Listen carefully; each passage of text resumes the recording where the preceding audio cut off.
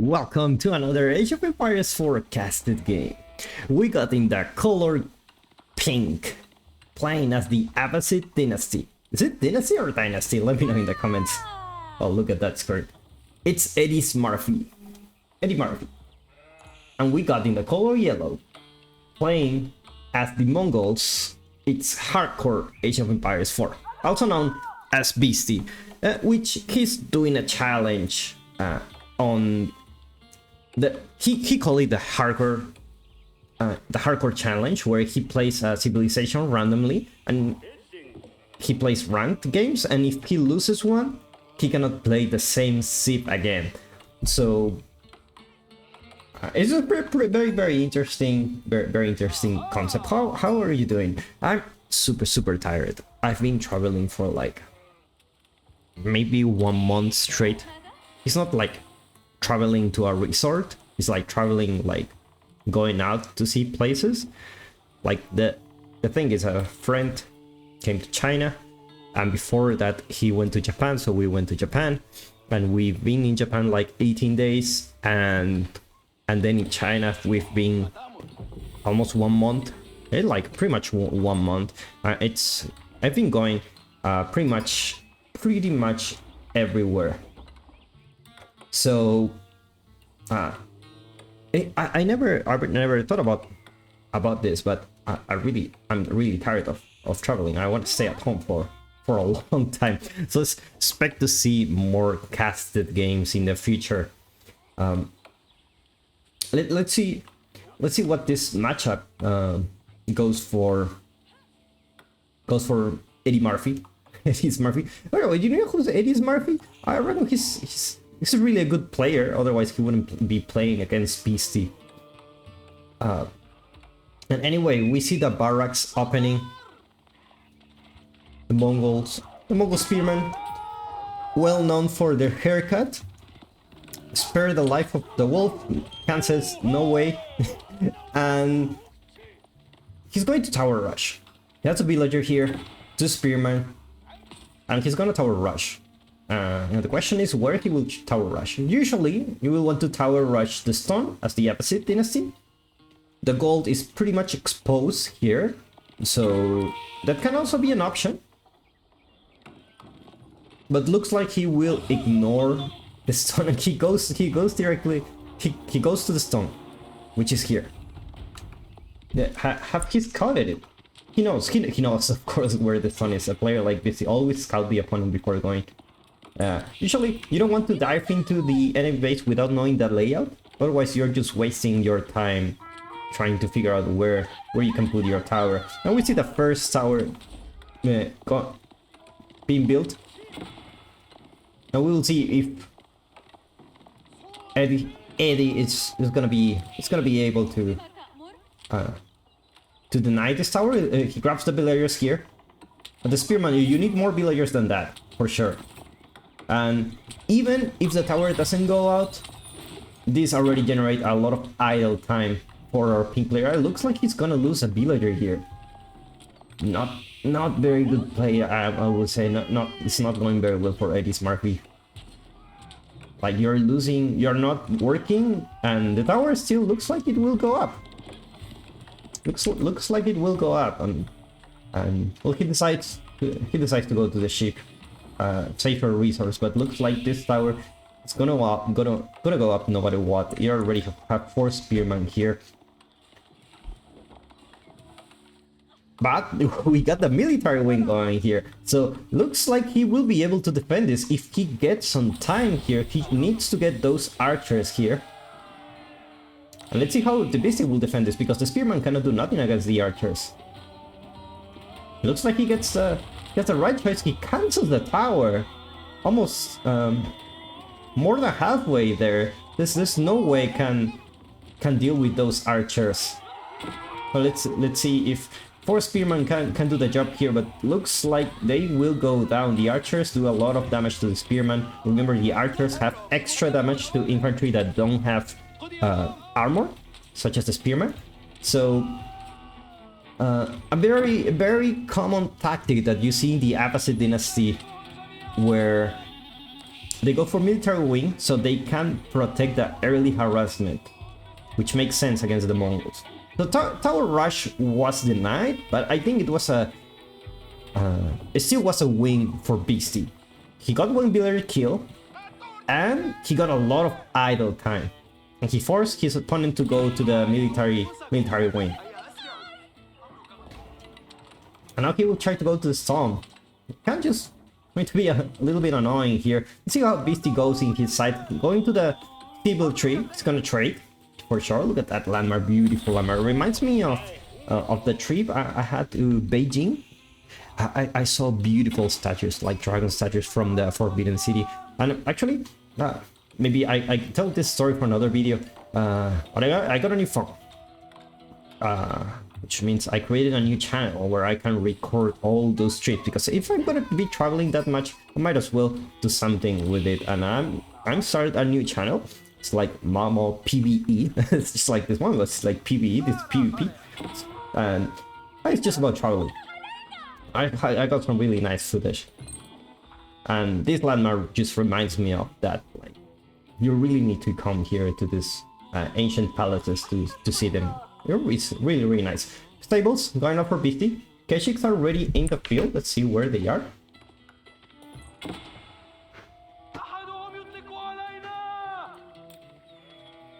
There you go. 2 Keshiks here.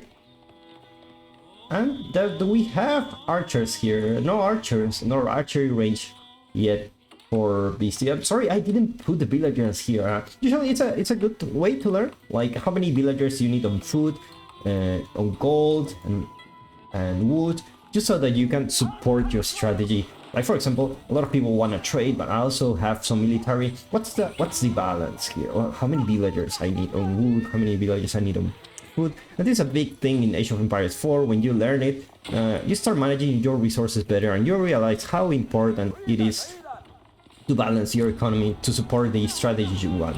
So, EddieSmurphy managed to get a second TC. Looks like this gives a sign that he may want to go for a third TC here because he's protecting the stone. He also gets the deer, the stone. Very good spot actually. Very good spot. And in a way, he's expanding a little bit to the south. That's definitely a good place to be. Good place to be. But on the other hand, Mongol is trading, and we see 2 more markets. Business says, if you're gonna boom, I'm also gonna boom. So interesting decision by BC. Usually you will see, okay, you go for a second TC. I'm just gonna be aggressive, try to take it down, so you lose your resources and lose the villager advantage. But instead, he decides, I'm gonna go for trade. Even you have second TC, I'm trading. So I'm gonna be better than you in the long run. So as long as the game keeps going, I am winning. I am, like, my opponent is behind. And we see BC not creating any units here. Not creating any units. So far we got a little bit of a passive game, just a little bit of harassment here and there. BC focusing on his economy. How many traders he has now? 4 traders so far. More to come. These traders are taking 57 gold. Not the best amount, but it's decent. It's a decent amount. Decent amount of gold. So you got, like, you need a lot of wood and gold to support this strategy. And he says, EddieSmurphy's walling off. This is an indicator that, you know, you want to be protected, but you don't want to create army. You just want to get some time. Maybe he wants to go castle. Doesn't look like he's macroing to go castle. He's going for a third TC? Is this a third TC play? I don't think so. And Eddie, you're gonna lose some villagers here. Spearman not in the right position. Didn't manage to get any Keshik here. And Beastie doing so much with only 2 Keshiks. Managed to get 2 villager kills. Managed to scare the Keshiks, but you know, on Beastie sides, you got 10 traders already. Oh my god. That's a lot of traders. That's a lot of traders.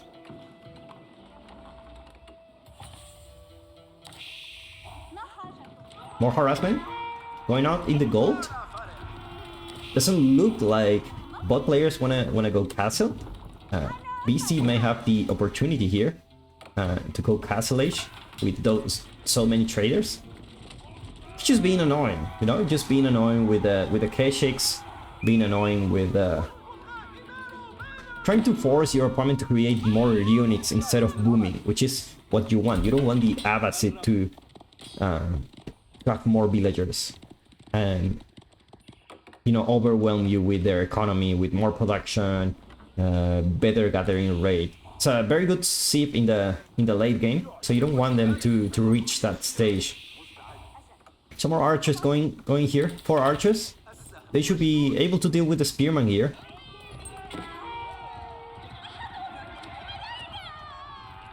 And now more harassment going here for the gold vein. Scout gotta go down. Spots the tower. He spots the trade. How many traders we have? 18 traders. 18 traders. This is a big number of traders. Look how much gold he's getting now. He's getting those nice upgrades. Horticulture. You know, I underestimate how good these upgrades are. Like, it's like that, like 15%, 10%, whatever. I believe it's, yeah, 15%. It basically decreases the number of villagers you need to support strategy. So, for example, if you need, like, I don't know, 10 villagers to keep producing certain kind of army, now you need 9. So in a way, it's really, you know, it's really good. Now this fight not going very well for Eddie. Horseman will be able to get the archers, but there's not enough spearmen to deal with the Keshiks, and Horseman not the best unit to deal with them.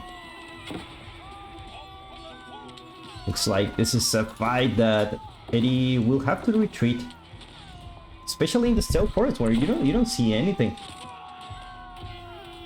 It's a really cool feature about the game, like the stealth forest. Like, you really need the scout here to fight. Otherwise, you're fighting blindly. You cannot target your enemies. It's really hard. It's really hard. How many production buildings we're talking about? 2 stables, 1 archery range, 2 barracks. It looks like a decent amount of production to get a nice fight, but you shouldn't lose your army like this. And now he's going to the wild without the scout. It's very dangerous.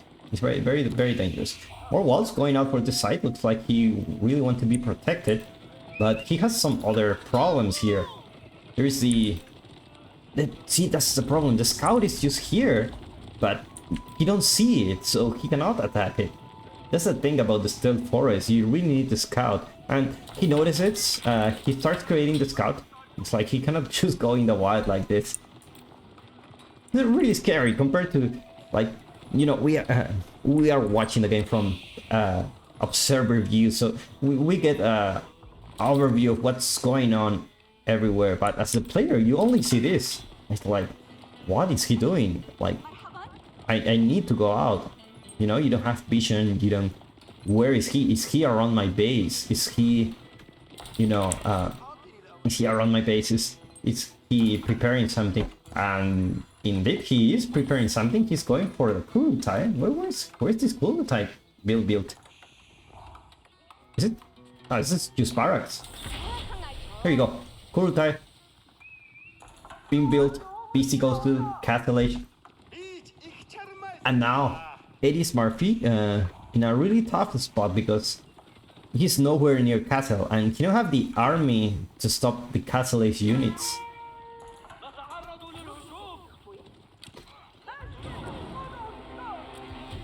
And now Beasty gonna spot this horseman.